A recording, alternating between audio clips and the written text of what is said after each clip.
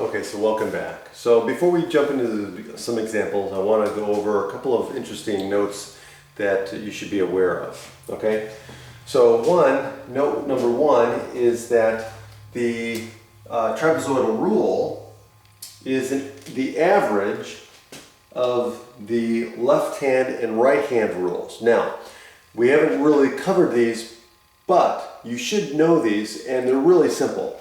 The left hand rule just uses the left endpoint of each subinterval in its calculation. Okay, the right hand rule uses the right endpoint of each subinterval in its calculation. So that's it. So if you take the left hand and the right hand rule, and you take the average of those, that gives you the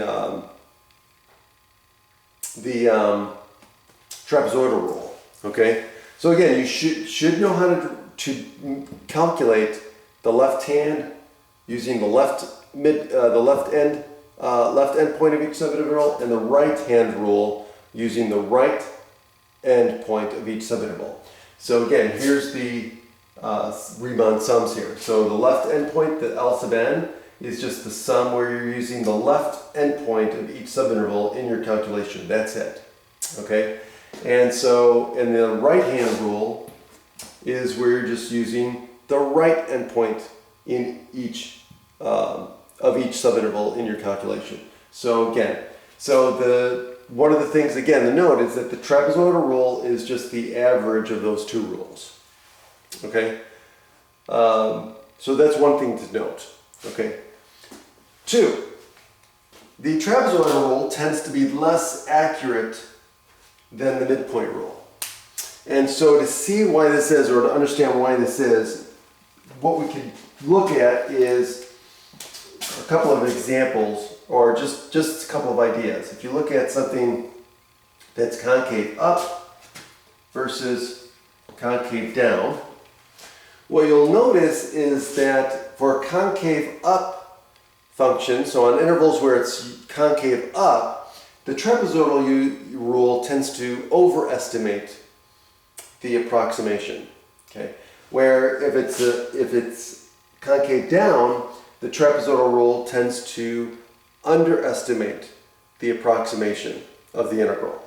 Okay, now, why is that important to know? Well, if you compare that to the midpoint rule, where the midpoint rule tends to average out the overestimation and the underestimation in the same cases, in the same intervals. Okay, so it seems that the midpoint rule, at least hypothesized, should be more accurate than the trapezoidal rule, and that's what it turns out to be.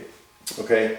So that's the idea behind note number 2. Okay, so remember, just keep in mind the trapezoidal rule tends to be less accurate than the midpoint rule. Okay, but also note number 1, also keep in mind that you have the left hand rule and the right hand rule.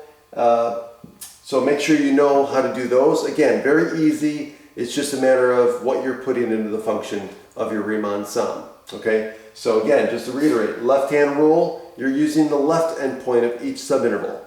For the right hand rule, you're using the right endpoint of each subinterval to calculate the Riemann sum.